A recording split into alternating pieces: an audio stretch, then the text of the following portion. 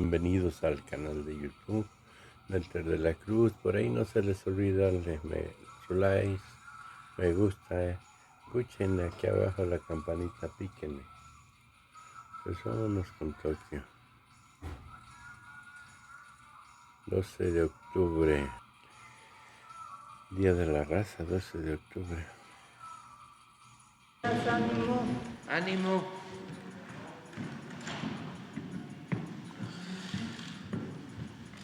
Bueno, pues este jueves, como lo hacemos todos los jueves, vamos a presentarles un video sobre el rescate arqueológico del Tren Maya. Es algo muy importante. Si periódicamente estamos informando sobre la rehabilitación,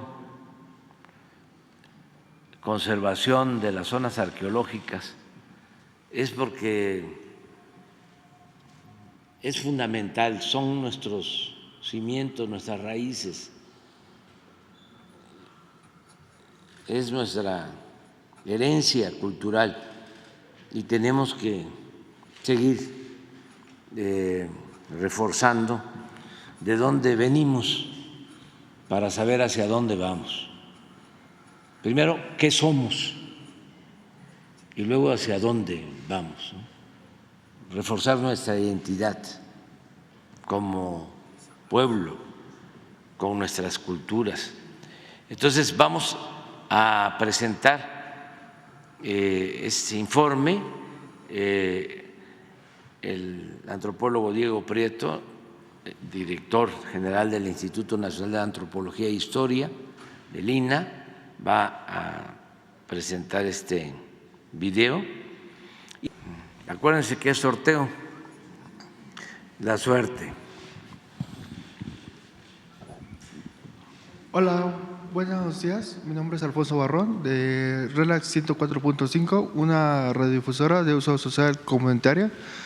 Primer punto, agradecerle el apoyo que se nos ha dado a los periodistas independientes. Segundo punto, quisiera saber cuál es su opinión sobre sobre los posibles efectos secundarios al recorte a la Suprema Corte de Justicia. Y esto. Muy bien. Un saludo a todos los que hacen posible la comunicación a través de las radios de las comunidades, radios que se han ido fundando a lo largo de los años. A mí me tocó crear una, XENAC, La Voz de los Chontales,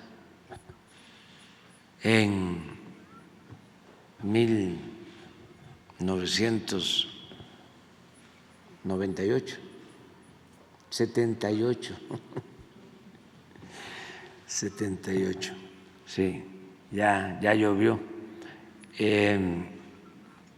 Y son muy importantes porque además de transmitir información, comunicar, están fortaleciendo los valores culturales de las comunidades, las costumbres, las tradiciones, las lenguas.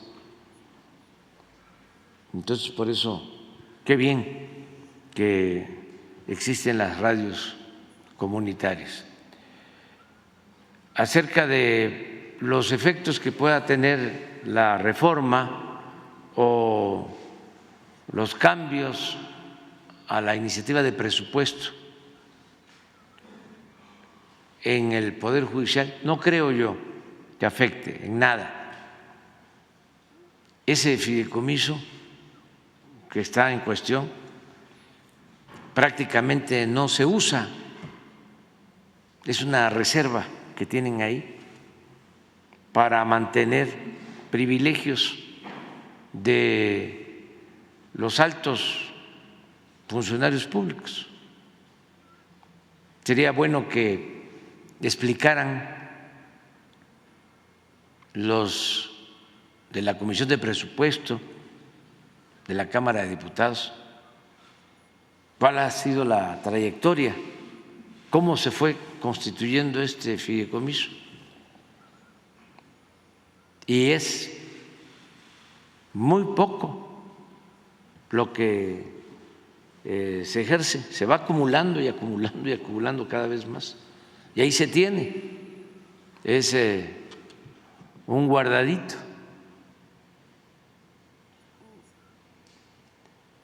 Entonces no va a afectar a los trabajadores, lo dije ayer, es actuar con apego al principio de la austeridad republicana.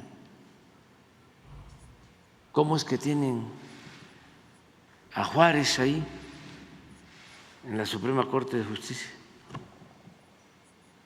Si en los hechos está actuando en contra de la austeridad republicana que llevó a la práctica el presidente Juárez, que decía que el servidor público, a ver si lo pones de manera textual, como dicen los abogados, a veces hay que leerles el artículo.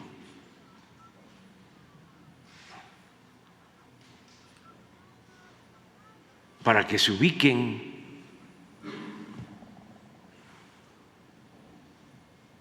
Juárez decía que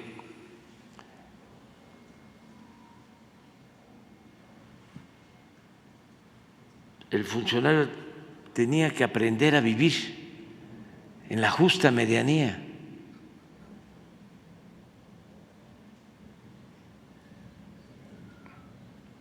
¿Y cómo va a ser justa medianía ganar 700,000 pesos mensuales?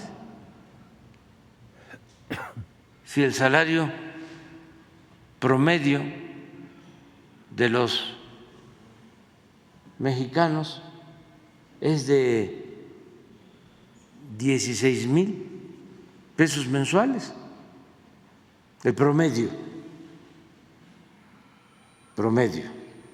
de los 22 millones que trabajan y que están inscritos en el Seguro Social, los que trabajan en economía formal.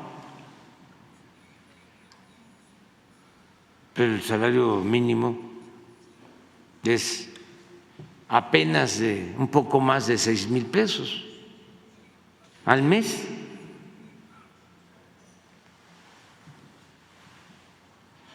¿Y cuánto es diario si se gana 700,000 pesos mensuales? Ayúdenme. Divídanlo entre 30. 23,000. No. ¿Sí? No. Si son 700,000 al mes, ¿cuánto es diario? 23,000. No. 23,000 diario. Sí, entonces el que gana 16,000 al mes, ¿cuánto es diario? Son 500, ¿no? Más o menos, 600. 533 para 23,000. Ahora, el mínimo, que son 200 pesos.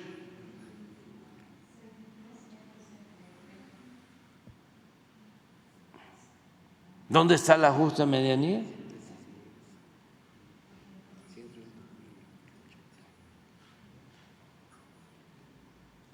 Saben que alguien me dio una revista Nexos de hace como 10 años. A ver, pon lo que decían los de Nexos. Bueno, al rato. decían ellos que era mucho lo que ganaban los altos funcionarios del Poder Judicial. Y ahora, como dicen una cosa, dicen la otra. Ahora ya dicen que es injusto, ¿no? Bueno, pero para tu pregunta no hay ningún problema, porque se trata de privilegios. No se van a quedar sin sueldos, sin sus prestaciones básicas, no se va a cerrar ningún juzgado, no se va a despedir a nadie. En el caso de que la Cámara de Diputados resuelva sobre esto, aunque los conservadores, bueno, ya no puedo decir eso, los reaccionarios estén diciendo otras cosas, ¿no? Entonces, básicamente. Pues eso en el Congreso lo pueden decir, pero ayudaría muchísimo. Por ejemplo, para becas de estudiantes de familias pobres, porque solo en el nivel medio superior las becas son universales. O sea, hay ya 3 programas que son universales. Adulto mayor es para todos, o sea, universal quiere decir que es a todos, desde 65 años. Es para ricos, es para pobres, es para todos. En el caso de los adultos mayores es una recompensa por todo lo que han contribuido. Y en algunos casos sí les permite vivir con lo indispensable, es para sus alimentos, cuando es una pareja de adultos mayores, y ahora va a aumentar 25% en enero. Les va a tocar como 100 pesos diarios a cada adulto mayor. Y estamos buscando que se los entreguemos si el Banco del Bienestar termina de consolidarse en su operación, que sea cada 15 días, para que no estén esperando. O sea, que serían como 1.500 pesos cada 15 días. Ese es el ideal, que es para sus alimentos. Si es una pareja, pues son 200 pesos. Bueno, pero ese es universal. Es universal también el de personas con discapacidad, no en todos los estados, pero ya en 17, 18 estados ya es universal para todos los discapacitados, y queremos que sea en todos los estados. Y es universal en el caso de las becas para estudiantes de educación media superior, todos los que estudian preparatoria en escuelas públicas. Son como más de 4 millones que reciben la beca, y es universal. Pero en primaria, en básica, no es universal. Se entrega a las comunidades más pobres, y en algunos casos es muy doloroso porque hay mucha pobreza. Y entonces, en un salón, en un grupo, le toca a la mitad y a la otra mitad. No. El ideal sería que fuese universal. Ese es el ideal. Entonces, en el caso de los estudiantes de nivel superior, de familias pobres, pues ya son más de 400,000. Imaginen a todos los estudiantes de la UNAM y más. Es como los estudiantes de la UNAM y el Poli juntos, más de 400,000 becados de familias pobres. Ellos reciben como 2.500, 2.800 mensuales,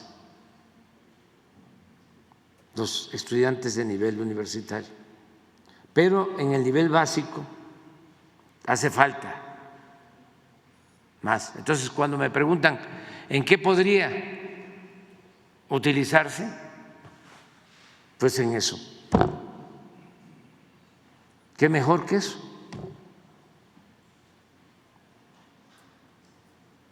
Ahora que estamos hablando del tema y como aquí la vida pública es cada vez más pública y todo se transparenta, a lo mejor los mismos ministros resuelven hoy que están de acuerdo que se utilice lo del fideicomiso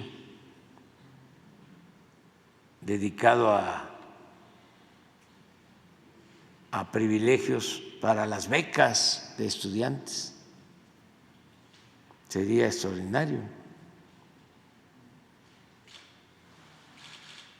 Miren lo que decía Juárez.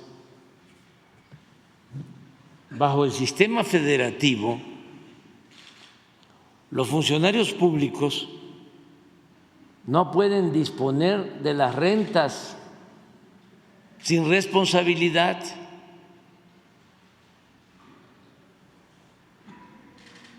No pueden gobernar a impulsos de una voluntad caprichosa, sino con sujeción a las leyes, para que también no se diga que es una violación a las leyes. De acuerdo a la Constitución, la Cámara de Diputados tiene la facultad exclusiva de aprobar el presupuesto.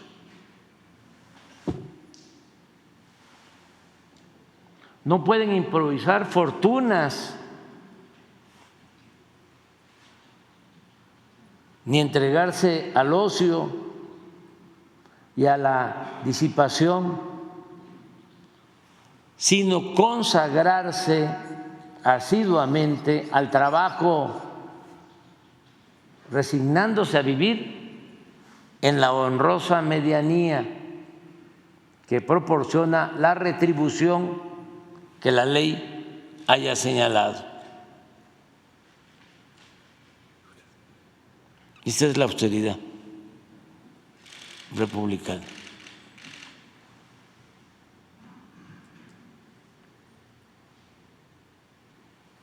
Muy bien. Gracias, buenos días. Arturo Contreras, de Pie Página. Me siento por las cámaras. Ayer el mecanismo de establecimiento histórico de la Comisión de la Verdad para el Esclarecimiento de la Guerra Sucia informó que desde la Secretaría de Defensa Nacional habían impedimentos para el acceso a la información. Es un llamado, un alegato bastante parecido al que hacían los padres de Ayotzinapa hace unas semanas.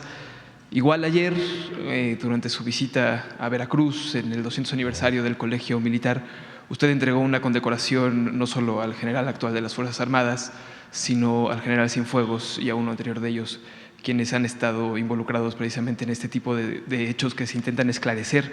Entonces pareciera que hay un mensaje encontrado en esta parte del Ejecutivo, ¿no? Por una parte el Ejército no entrega la información y por otra parte se le condecora. Entonces, saber qué está pasando ahí y si saber el mecanismo de esclarecimiento histórico removió a sus investigadores para que ya no se va a poder investigar más sobre la guerra sucia hasta que se permite el acceso a esta información. Entonces, pues ¿qué está pasando ahí, señor presidente? Pues yo creo que hay mucha desinformación y hay mala fe. ¿De parte de quién? Sí, de parte de quienes manejan esto, porque sostienen, me llama la atención que sea una de las notas principales del periódico Reforma. No solo de ellos. Sí, pero básicamente yo nada más les quiero recordar que cuando fui a tomar posesión como presidente, empezaron los del bloque conservador, del PAN, a contar del 1 al 43. O sea, ellos enarbolando la bandera de la defensa de los derechos humanos. Así está, lamentablemente, se han politizado estos asuntos y los manipula el conservadurismo. Y es bueno que se trate así, con claridad, porque hay mucha gente, incluso gente honesta, progresista, vinculada a nuestro movimiento, que llega a confundirse pensando de que somos iguales. Ayer estaba yo viendo esto de la entrega de un diploma al ex secretario de la Defensa. Fueron a 2, a 3, que al mismo tiempo se habían desempeñado como directores del Colegio Militar. Nada más que de eso no se dijo nada. Es Julio Hernández, ¿no? Igual que Carmen Aristegui, comunicadores progres buena ondita, que nunca han estado con nosotros. Entonces, eso sí, la otra derecha o el otro conservadurismo, el menos hipócrita, el más franco, abierto. Si me dicen con cuál me quedo, con los más francos, los que no hacen política robalera. Ya saben ustedes que el robalo es el único pescado que anda en 2 aguas, ¿eh? Y nunca hay definiciones. Entonces, explicar de que entregamos estos reconocimientos porque ayer se cumplieron 200 años de la creación, del nacimiento de de la heroica escuela del Colegio Militar. Lo de heroico vino después, pero primero fue Colegio Militar. ¿Sí? Y fue una ceremonia importantísima. Se reconstruyó, ya prácticamente se termina todo el fuerte de San Carlos, porque ahí estuvo primero la escuela, y es en la época inicial de nuestro movimiento, cuando triunfa nuestro movimiento de independencia, cuando se constituye la primera república federal. De eso no hablan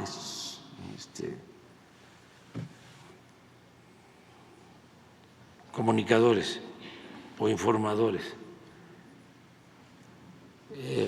Es en la época que está por llegar a la presidencia Guadalupe Victoria, el primer presidente de México, que combate con Vicente Guerrero, con Santana cuando todavía era consecuente y no se había convertido en tirano. Bueno, ellos combatieron en el caso de Guadalupe Victoria, aún siendo de Tamazula, Durango, en los límites con Sinaloa, está Tamazula, ahí nació, pero combatió el movimiento de independencia en Veracruz. Entonces ya estaba ese fuerte, que es bellísimo.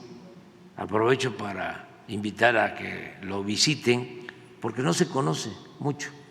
Estaba abandonado, ahora se rehabilitó, está en Perote, que era estratégico porque era el paso de Veracruz a la Ciudad de México, y por eso se construyó ese fuerte, muy al estilo medieval, todo un fuerte. Entonces, cuando se construye, se utiliza para el colegio militar y pasa el tiempo. Esto fue en 1823, la primera república inicia en 1824, primer presidente de México, Guadalupe Victoria, y ya grande, enfermo, se va Guadalupe Victoria a descansar, a vivir, a enfrentar su enfermedad ahí en el fuerte, y ahí muere, y ahí lo entierran. Y hay una leyenda que, bueno, ya después se las cuento, de cuando el fuerte es tomado por los invasores estadounidenses en 1847, pero ya ese es otro asunto. Bueno, a eso fuimos, ¿sí? Y se les entregó a todos los que fueron directores y que viven un reconocimiento, directores del colegio militar, del heroico colegio militar, y ese fue el motivo. Entonces, sin decir, en el marco en que se da la ceremonia, se lanzan todos los que están en contra de nosotros, aún estos hipócritas, ¿no?, que aparentan que son de avanzada y que están a favor de la transformación. En el otro caso, hoy leo en el Reforma, ¿no?, a pesar de que el presidente lo mismo les ha pedido a los mandos de la defensa que entreguen toda la información sobre la guerra sucia, igual que en el caso de Ayotzinapa, no le hacen caso, no le obedecen. No es cierto. Eso dijeron desde el mecanismo. Sí, pero están mal informados o están desinformando, no están siendo objetivos, no están hablando con la verdad, porque primero a mí me obedecen, ¿sí? Primero. Segundo, hay por convicción la voluntad de esclarecer todo, de no ocultar absolutamente nada.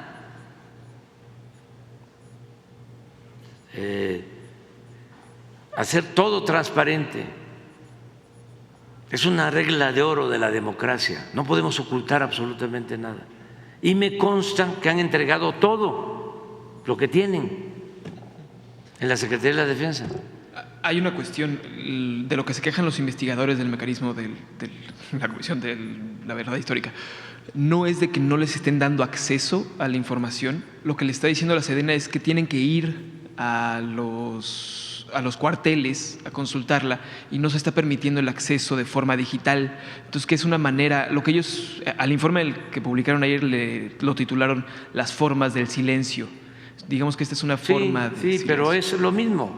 En el fondo, es decir, los mandos de la defensa, del ejército, ocultan la información. No están ayudando a conocer todo lo que sucedió. ¿Cuál sería el propósito de ocultar los hechos?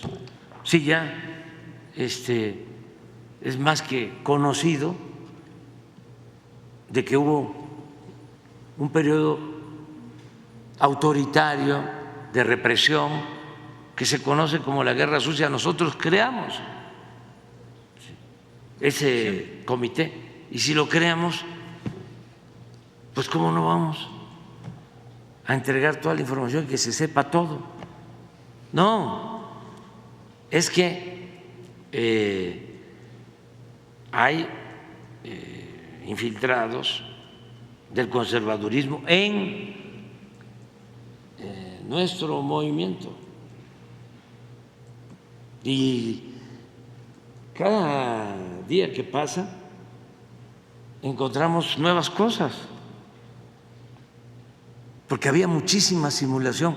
Eso era parte de cómo dominaba la oligarquía en el país, mediante la simulación,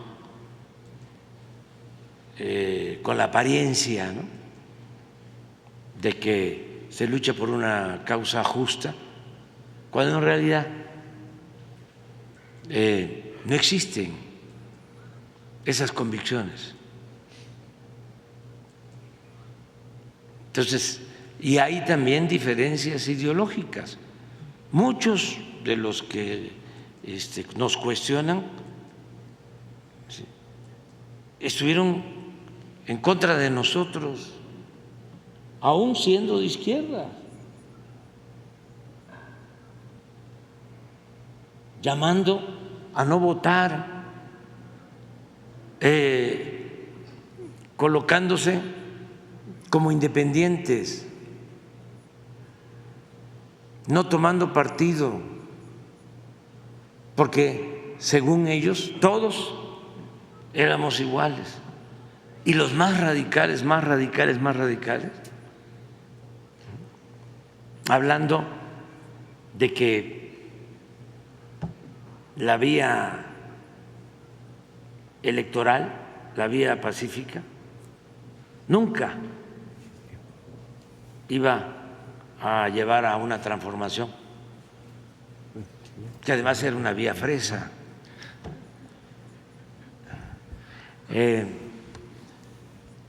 Y resulta de que se demuestra que se puede por la vía electoral, por la vía pacífica, y que sin el voto de ellos y sin el voto de sus seguidores, que tenían esa manera de pensar y que respetamos, llegamos a iniciar esta transformación y de todas maneras no lo aceptan. Entonces, pues, sigue hablando, no tanto así, pero sí en la misma actitud. Luis Hernández de La Jornada, ¿no?, con sus vuelos rasantes del ejército en Chiapas, como si fuese la época de Zedillo, Y así, ¿qué otra cosa recientemente que le tocó a él? Creo que a Ayotzinapa, hacer el periódico La Jornada. No, sí, ¿no? Cuando a Ayotzinapa no hubo otra cosa. También, si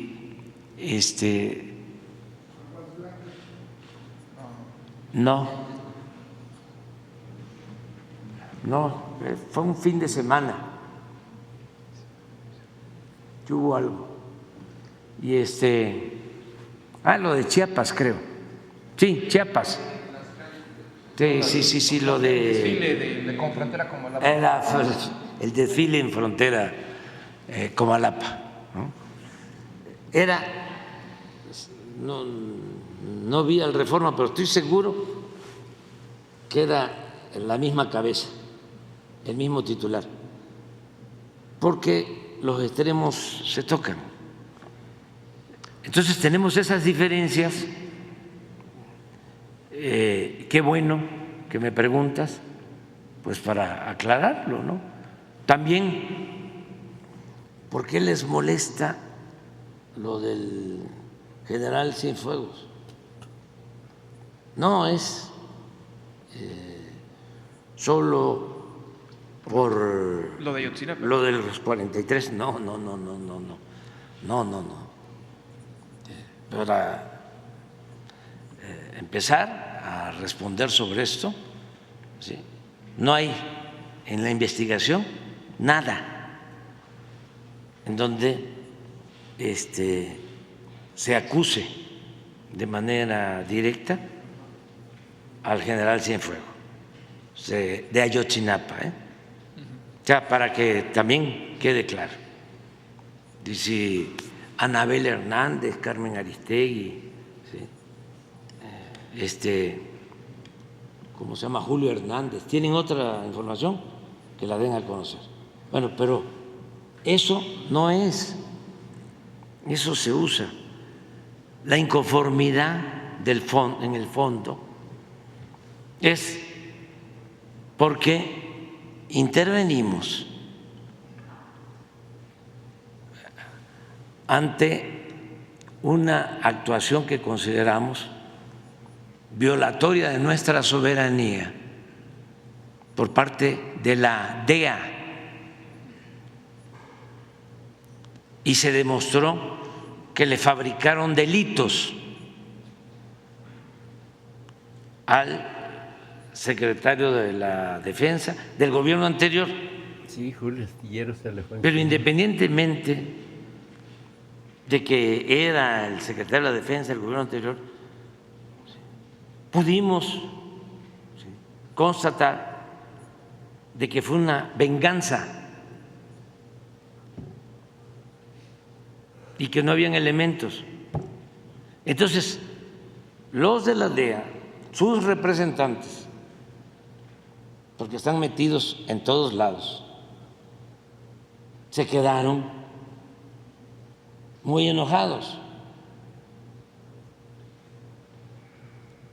y quisieran tener un ejército mexicano, Fuerzas Armadas de México, debilitadas,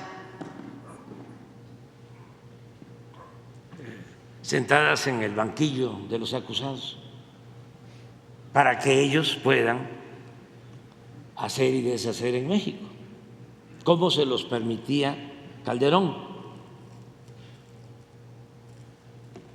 Entonces, es interesante el tema, por eso aunque es muy importante el tema de la contaminación del río Sonora, esto también es importante. Pero toda la información, ¿sí?, se entrega, no hay ningún problema. Y yo personalmente, en el caso de Ayotzinapa, como además no tengo duda de que hay injerencia de estos grupos conservadores, yo personalmente estoy conduciendo ya la investigación yo la estoy dirigiendo y nos estamos reuniendo periódicamente, Tómenla, cabrón. todo el gabinete de seguridad, para ir a fondo. Ya se ha avanzado, nada más para que se tenga una idea, no hay en el mundo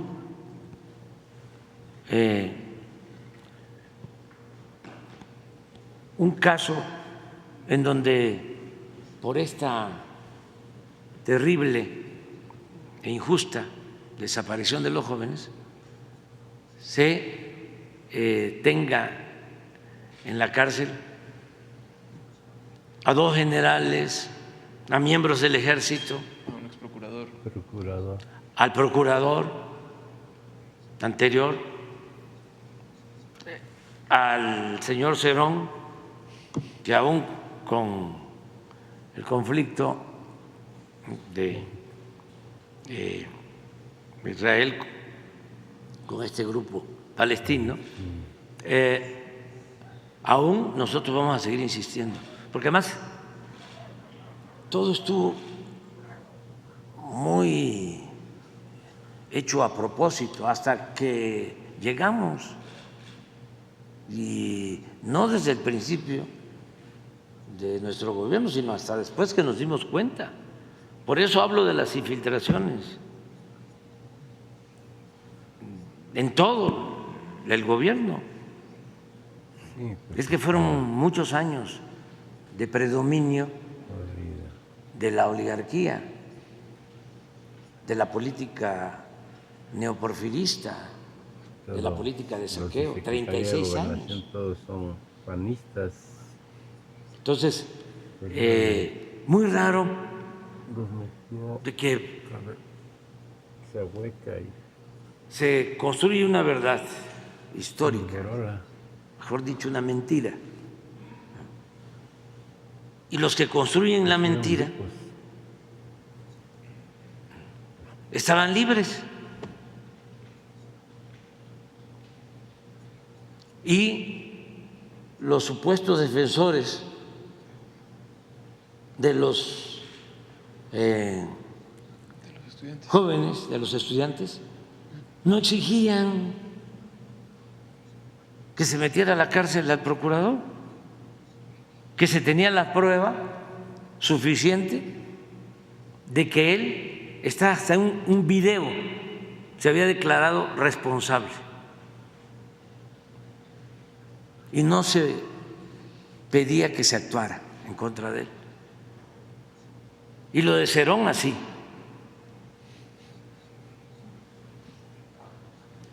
Con ganas de que se hiciera el trámite, ¿no?, en Israel, y que, bueno, ¿por qué se va Cerón a Israel? Pero también, ¿cómo es de que para crear la mentira de que habían quemado a los jóvenes, además que nunca fue aceptado por nadie, torturan? Se demuestra que hay tortura, pero en relativo poco tiempo, en muy poco tiempo, se demuestra que son torturados y se les libera. Cuando hay torturados hoy de hace 15 años que han demostrado que fueron torturados y están en la cárcel. El señor Vallarta, por ejemplo. ¿Qué pasó ahí?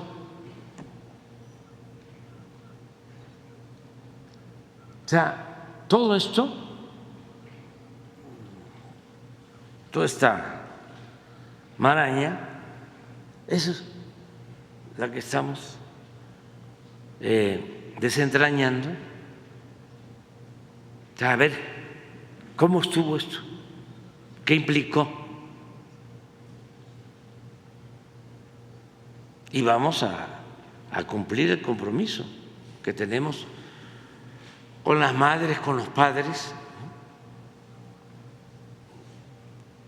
Pero les digo, me llama mucho la atención de que tomé posición y el PAN se paran. Todavía no estaba, pero seguramente él fue el que lo propuso, y en una de esas ya hay que ver los videos, porque en una de esas él era el principal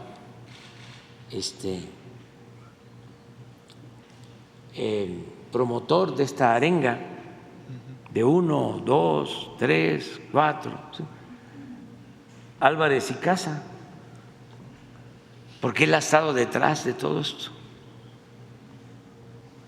y tiene mucho que ver con todas las organizaciones supuestamente defensoras de derechos humanos y no gubernamentales.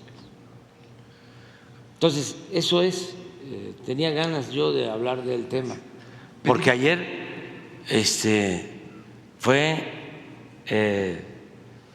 nota, ¿no?, En todos lados. la entrega Sí, del reconocimiento al general Cienfuegos, ya lanzó y esto de que un astillero los de la comisión la jornada.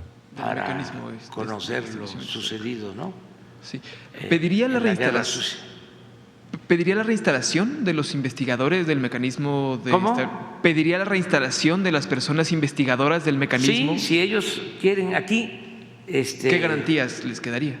¿Mande? ¿Qué garantías se le darían para que ellos puedan regresar? O sea, ellos dicen no podemos seguir investigando porque no hay acceso. No, pues es que si ellos no tienen convicciones y no tienen confianza, ¿sí?, mejor que no regresen.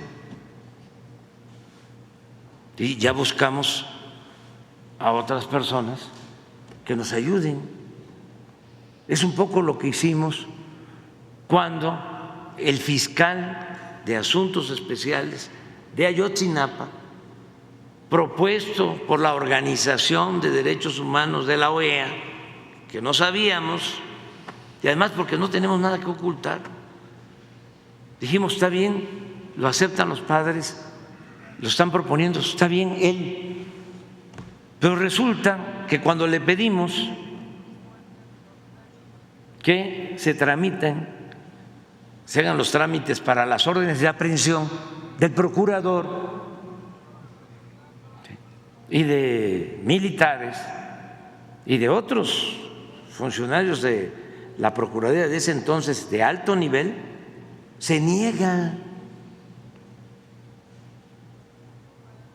Y junto con algunos miembros de la Comisión de los Observadores Internacionales sostienen que no era el procedimiento adecuado, que se necesitaban 90 días para poder actuar.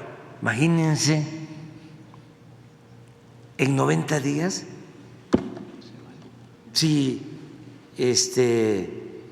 fue sorpresivo, y cuando se dio la instrucción de iniciar el proceso para conseguir las órdenes de aprehensión, hubieron renuncias de ministerios públicos. Ahí nos dimos cuenta de que había una confabulación, que el pacto de silencio llegaba hasta la Fiscalía Especial y la Fiscalía en general de la República. Entonces, él renuncia y ¿qué hacemos? Pues proponemos a otro. Hay otro caso, el de la encargada de desaparecidos. Lo mismo, resulta que llega a este cargo también del mismo grupo de derechos humanos de la OEA o algo por el estilo. Es que dominaron durante mucho tiempo y simularon durante mucho tiempo, décadas. Nunca realmente enfrentaron al Estado, nunca. Entonces, de repente da a conocer que hay 126,000 desaparecidos en México, 126,000, me acuerdo, ella misma, de ahí mismo de la comisión, y que la mayoría de los desaparecidos eran del tiempo nuestro. A ver, ahora resulta que nosotros estamos desapareciendo a la gente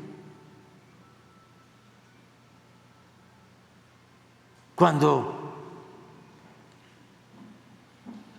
somos respetuosos de los derechos humanos, tenemos convicciones humanitarias, somos incapaces de ordenar que se reprima al pueblo, que haya desapariciones, que haya torturas, que haya masacres. Nos llamó mucho la atención.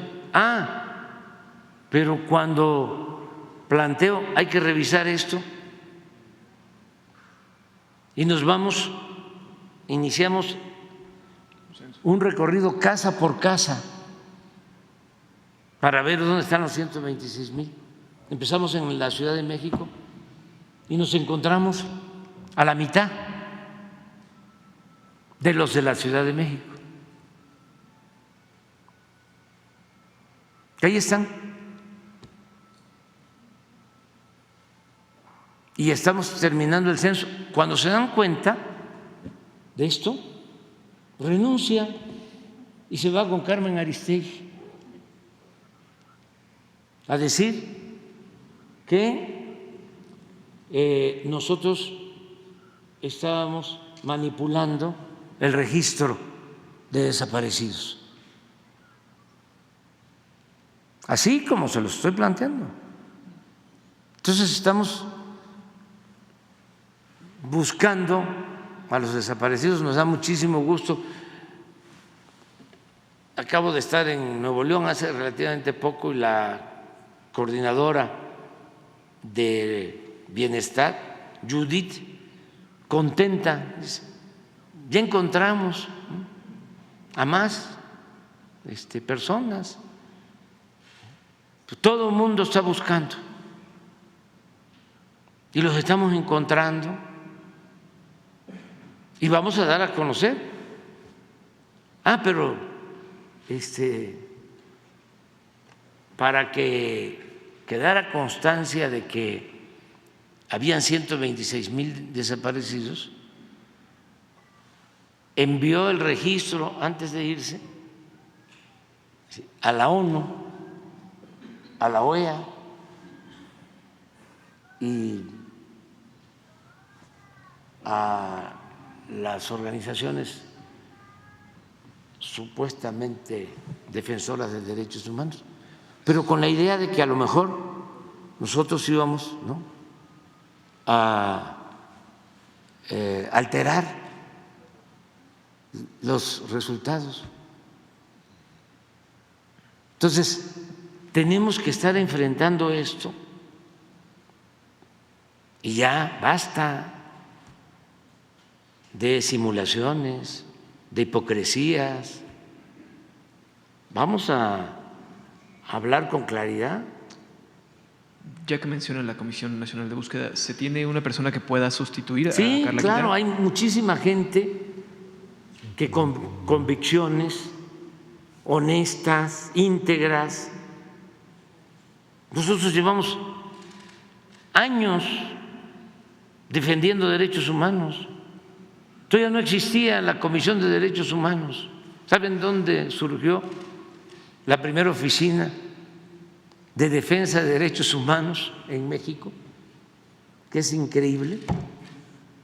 En la época de Salinas, en la Secretaría de Gobernación, cuando estaba de secretario de Gobernación Gutiérrez Barrios, yo estaba de dirigente y me tocó defender un caso de un desaparecido que lo habían asesinado policías judiciales en Tabasco. Y Me fueron a ver los familiares y nadie quería en ese entonces. Estoy tratando de acordarme sobre quién era, que era una persona bastante decente. El primer director de Derechos Humanos de Gobernación. No, es una familia que se dedica a la diplomacia. Luis, bueno, ahora me voy a acordar, es que el post-COVID ya no.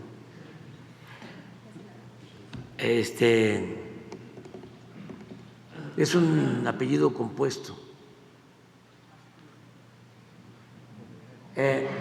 Si buscan en el directorio de Gobernación en la época de Gutiérrez Barrios, tenía una oficina. No. Ese fue de estos mismos. Ese es el maestro de esta escuela a la que estoy cuestionando. No, era diplomático el señor. Les platico sobre esto. Fue como Luis Ortiz Monasterio. O sea, no existía la Comisión de Derechos Humanos. El señor muy decente. Yo fui a presentar la denuncia porque detienen a un supuesto delincuente, se lo llevan al mar, los judiciales, y lo torturan, lo ahogan y lo entierran de manera clandestina.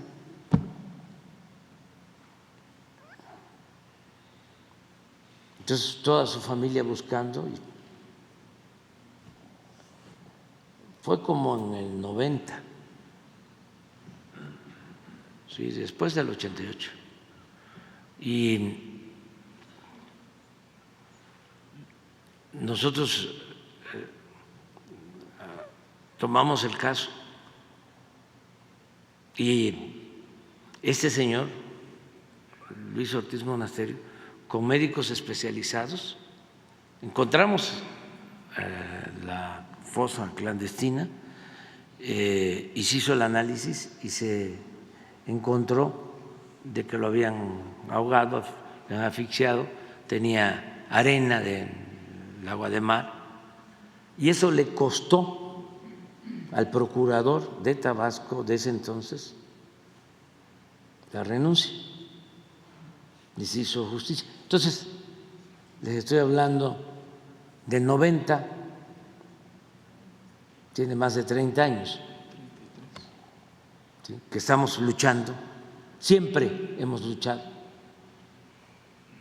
por eso, porque no se violen los derechos humanos.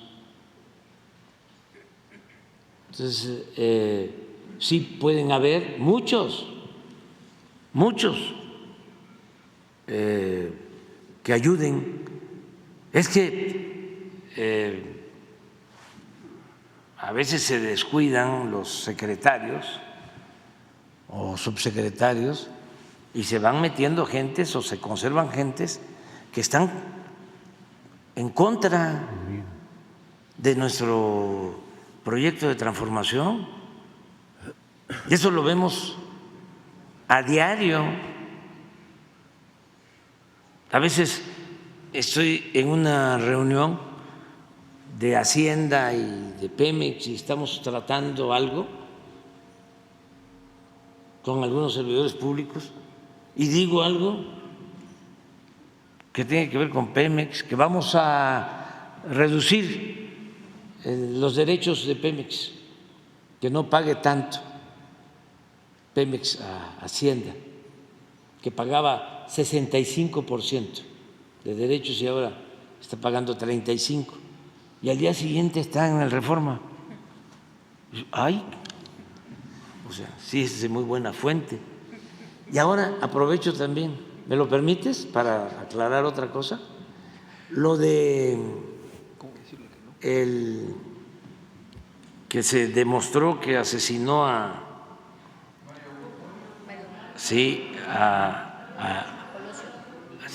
Luis Donaldo Colosio. Ya les he platicado, yo conocí a Colosio y cené con él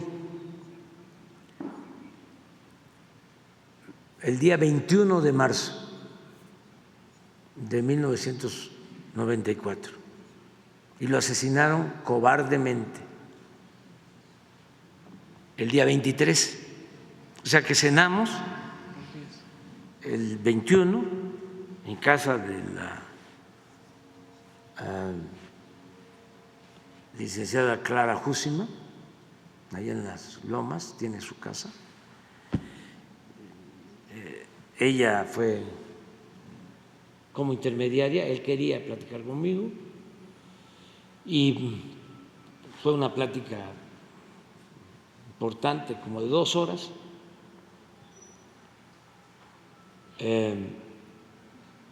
Y al día siguiente se fue a su gira. Creo que pasó primero a Sonora, luego el 22 a Baja Sur,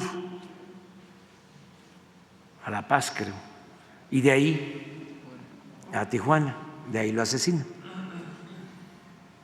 Me dolió muchísimo, porque imagínense, habíamos hablado de política, del por qué, me acuerdo bien, había que cambiar la política neoliberal. Me acuerdo de una expresión cuando yo le estoy diciendo que la política neoliberal no es opción, no es alternativa para el pueblo de México y que había que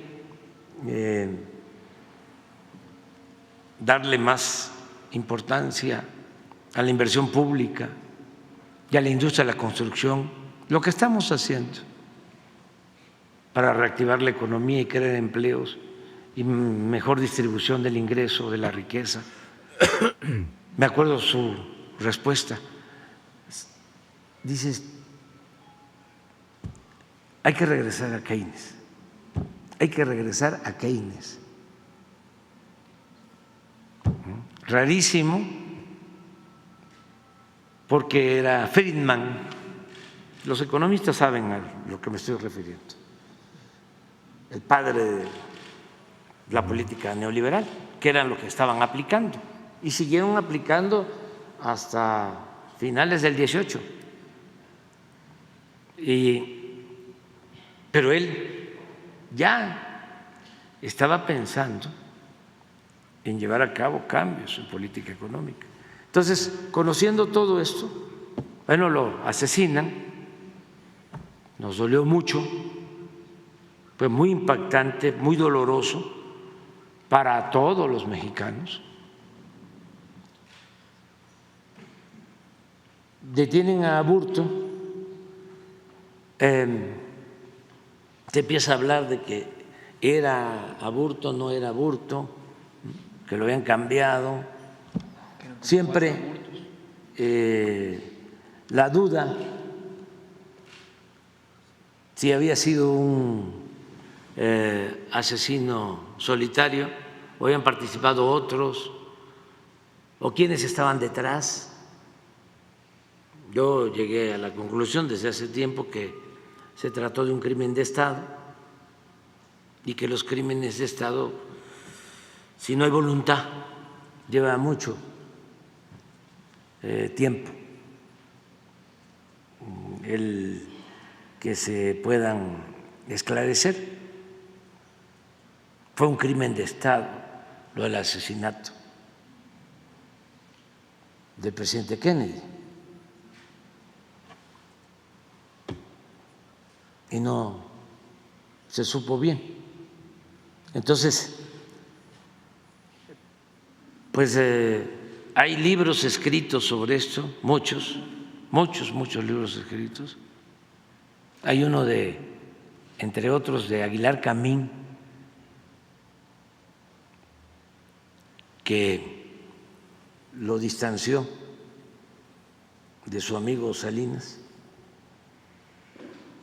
porque Aguilar Camín se mete a ver los expedientes y se encuentra declaraciones de la esposa, que también falleció, de Luis Donaldo, en donde se aterraba al ver a Salinas, es lo que dice Héctor Aguilar Camín. Más que nada se aterraba de ver al que era vocero de Salinas, Carreño Carlón. Y ahí Héctor Aguilar Camín dice en ese libro, y es posible que esté en el expediente, de que la señora tenía que salir a veces en la cajuela del carro. Una historia así, bastante tenebrosa, ¿no? Y muy injusta por la forma en que le quitaron la vida a Luis Donaldo, muy dolorosa. Bueno, pasa el tiempo. En ese entonces, esto para los jóvenes,